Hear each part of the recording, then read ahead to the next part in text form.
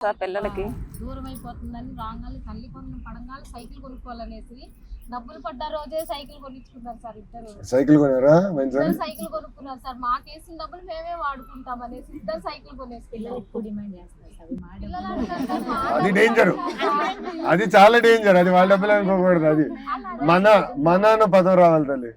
ఎందుకంటే అమ్మ ఇప్పుడు ఒకటి కేవలం డబ్బులు ఇచ్చేసి చేతులు తులుపుకోకూడదు. నేను రెండు బలంగా నమ్ముతున్నాను. ఒకటి సమాజంలో విలువలు లేకుండా పోయినాయి.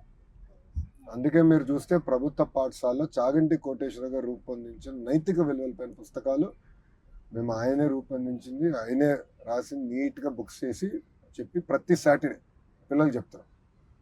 ఎందుకంటే విలువలు లేని అభివృద్ధి చెందిన భారతదేశం అభివృద్ధి చెందిన నేను నమ్ముతాను. అది మొదటిది.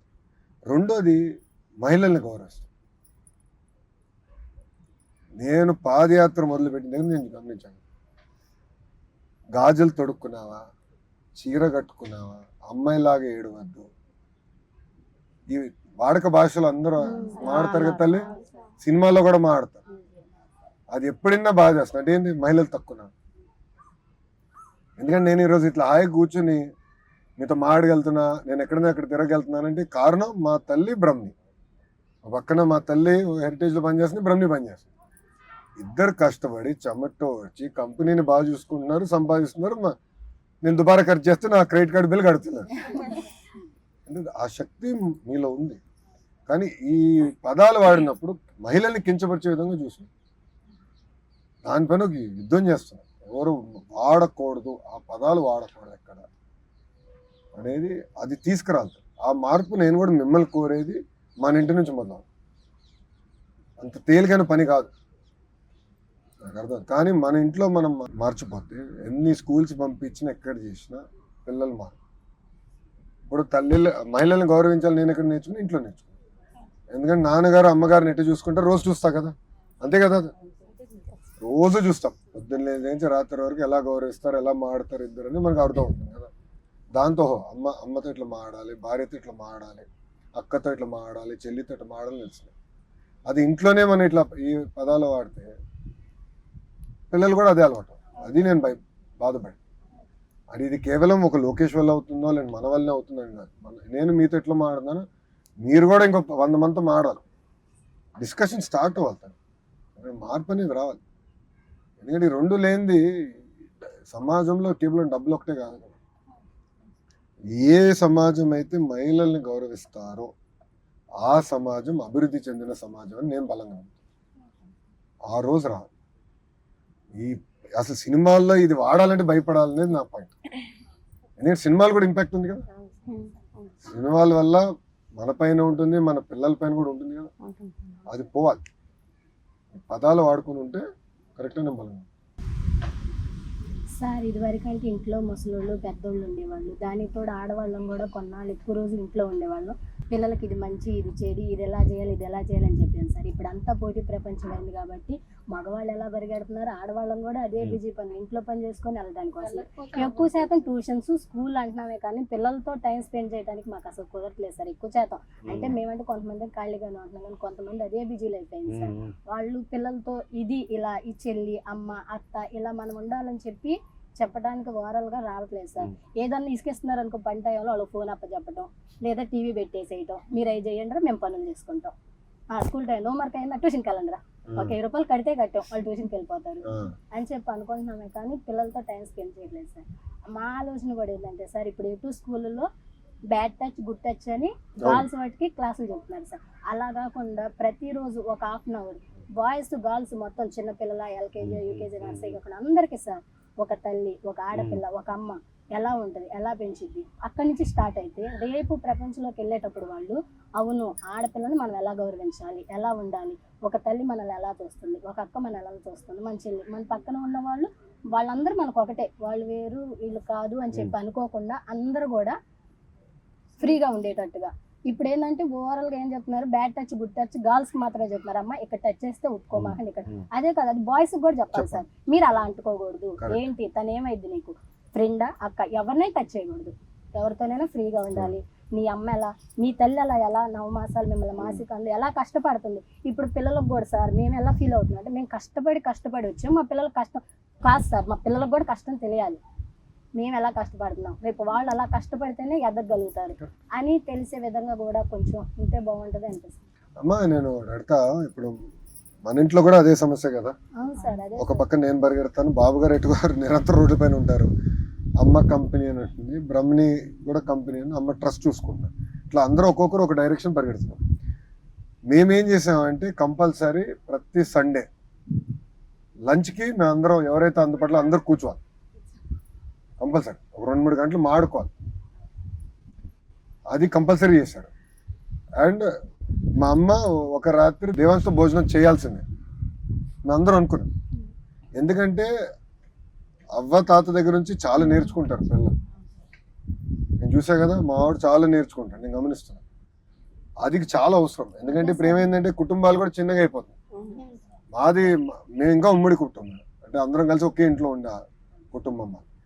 బట్ చూస్తున్నా కదా మిగతా దగ్గర చూస్తే చిన్న చిన్న కుటుంబాలు అవుతున్నాయి. దాంతో ఏంటంటే పెద్దవాళ్ళు వాళ్ళు పడిన కష్టాలు ఈ పిల్లలు తెలియదు, మనకి విలువలు ఏంటి, మనం నేర్చుకుంది ఏంటి వాళ్ళకి చెప్పుకోలేకపోతున్నాం. అది కనపడుతుంది, అది చెప్పాలి, అది బాధ్యత ఉంది. బట్ మీరు అన్నట్టు అనుకున్నంత తేలిక కాదు, ఎందుకంటే అది టైం పెట్టాలి. ఇప్పుడు నేను కూడా ఉన్నా, ఇప్పుడు సండే ఉంటే మా ఆవిడతో ఉంటా, ఎంతనా చేతి ఇట్లా అంటే ఫోన్ కావాలి, అందుకే ఫోన్ పక్కన పెట్టేస్తాను. మేము ప్రైవేట్ స్కూల్, ప్రైవేట్ కదా సార్, ప్రైవేట్ కాలేజీలో కూడా తనకు అలా వెళ్ళేవాళ్ళం. సండేస్ సెలవులు అడిగితే ఎవరు సార్, మాకు డైలీ వెళ్తేనే ఏదన్నా 1 డే మాకు సెలవు ఇచ్చారంటే ఇల్లు స్కూల్కి వెళ్ళిపోతారు. మాకు ఆ రోజు ఇంట్లో పని అంతా ఆ రోజు గుర్తొచ్చేది, ఇల్లు చదువుకోవడం, క్లీనింగ్ మొత్తం. అట్లా ఏమైనా పిల్లలతో గడపడం చాలా తగ్గిపోయింది సార్. లేదు మాకు కూడా ఇప్పుడు ఒకళ్ళమని కదా సార్, మేము కూడా కొంచెం టైం జరుగుతా అమ్మ కాసేపు ప్రశాంతంగా మేము ఫోన్లో పడిపోతున్నాం కానీ పిల్లలతో టైం స్పెండ్ చేయట్లేదు. ఇన్స్టాగ్రామా చెప్పండి, ఇన్స్టాగ్రామా యూట్యూబా? రెండువా? యూట్యూబ్, ఫేస్బుక్, వంటలని యూట్యూబ్ లో చూస్తారా?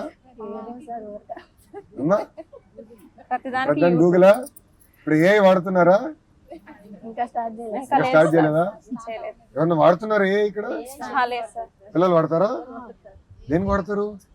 కార్టూన్స్ కోసం లేదా ఏదన్నా బొమ్మలు క్రియేట్, వీడియోలు వాళ్ళే క్రియేట్ చేస్తారు సార్. ఇన్స్టాగ్రామ్ స్టేటస్ లో పెట్టేది వాళ్ళ పిల్లలు క్రియేట్ చేస్తారు. ఏ వాడుకొని వాళ్ళే చేస్తారు. మన మీద స్పీడ్ గా ఉన్నారు సార్. కరెక్ట్ అంటే ఇవ్వట్లేదు సార్ మొబైల్, ఏదన్నా ఒక హాఫ్ అన్ అవర్ ఉంటే అంటే కంపల్సరీ మొబైల్ కొన్ని సందర్భాల్లో తప్పదు, కానీ మన పర్యవేక్షణలో చూడాలి. ఎందుకంటే పిల్లలు ఏం చూస్తున్నారో కూడా చాలా ఇంపార్టెంట్. ఏ వయసుకి ఏది చూడాలో అంతే చూడాలి, కానీ చిన్న వయసు అన్నిటికీ ఎక్స్పోజ్ అవుతాం కూడా కరెక్ట్, చాలా చాలా కీలకమైంది.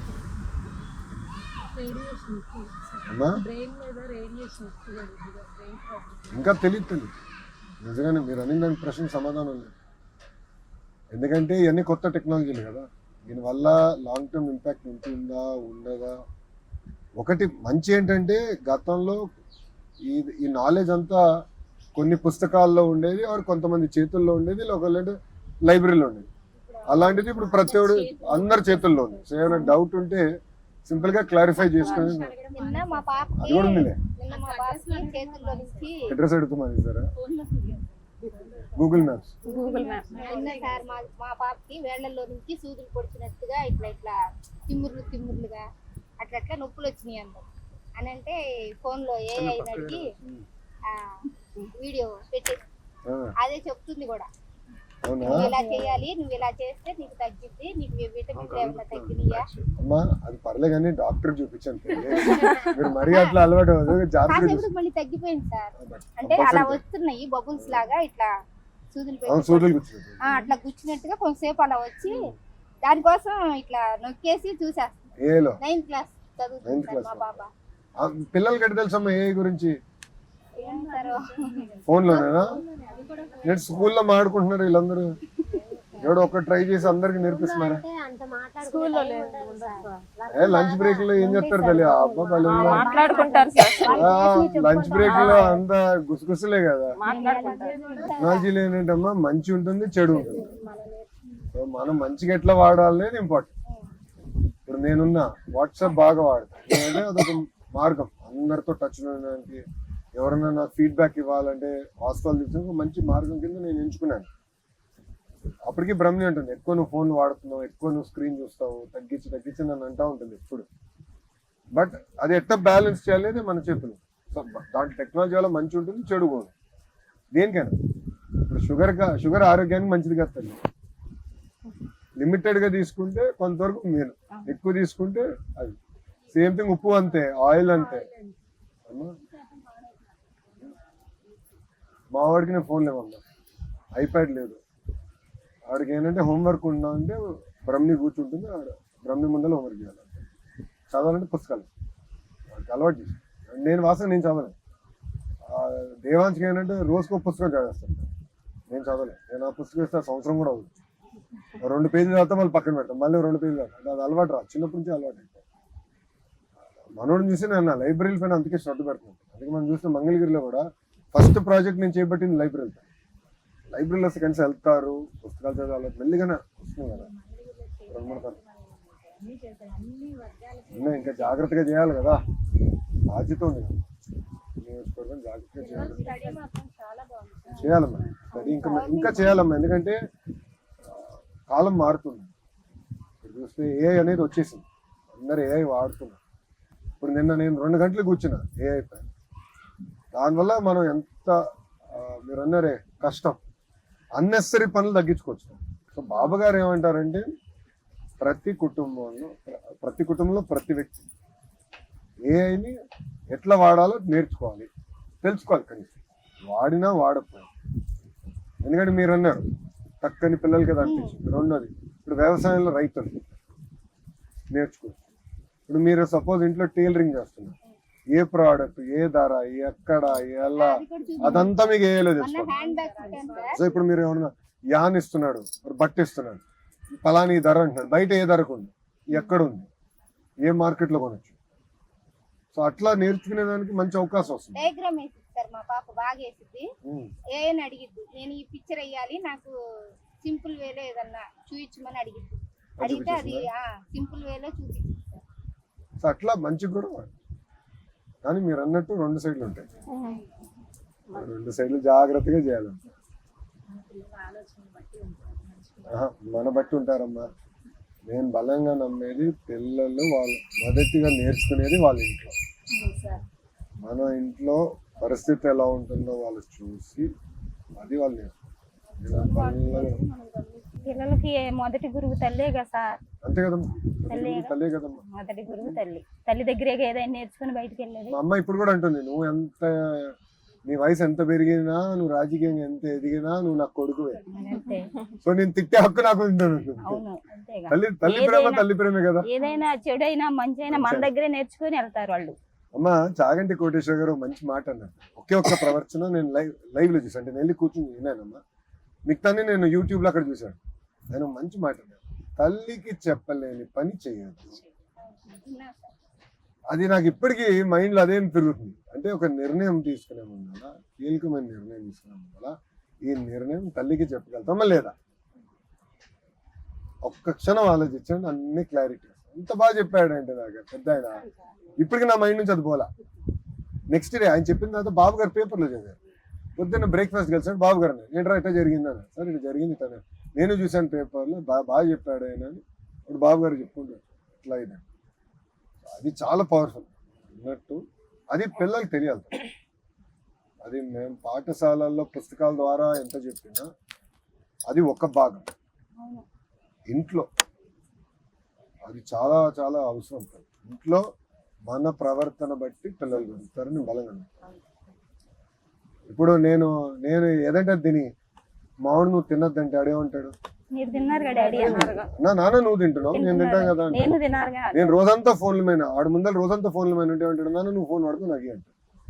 అందుకే సండే నేను అతనితో ఉన్నప్పుడు నేను ఫోనే పెట్టుకో. అందుకే నాకు ఎవరు మెసేజ్ పెడితే సండే రిప్లై రావు, నేను పక్కన పెట్టేస్తా ఫోన్. మళ్ళీ రాత్రి చూస్తా మెసేజ్. నాకు ఫోనే లేదు సార్. ఫోన్ కొనిపెట్టమంటే పిల్లలు చెడిపోతారు నీ వల్ల అని ఆయన ఫోన్ కూడా కొనిపెట్టలా. ఫోన్ లేదా? ఫోన్ లేదు. 3 అమ్మాయిలు.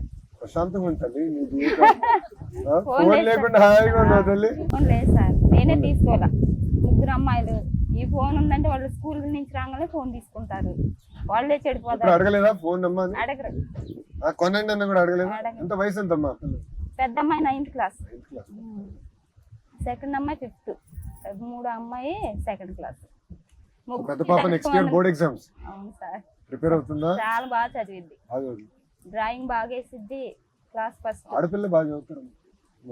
ఆడపిల్ల వినిద్ది సార్ మాట, తల్లిదండ్రుల మాట విని మా అమ్మ మా నాన్న ఇంత కష్టపడుతున్నారని వాళ్ళు కూడా మన కోసం ఏదో చెయ్యాలని వాళ్ళ మనసులో ఉండిద్ది. కానీ ఆ కసి పోకూడదు, కష్టపడాలన్న కసి పోకూడదు.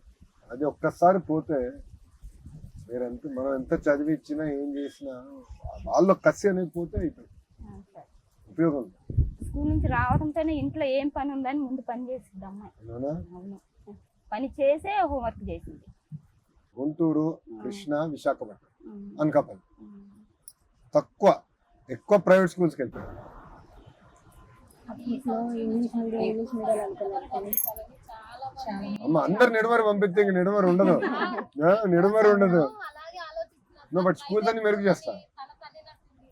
1,06,000 స్కూల్ అనే కాదు సార్, మాది ఎలిమెంటరీ స్కూల్, ఎస్సీ ఏరియాలో ఎలిమెంటరీ స్కూల్ కూడా ఉంది సార్.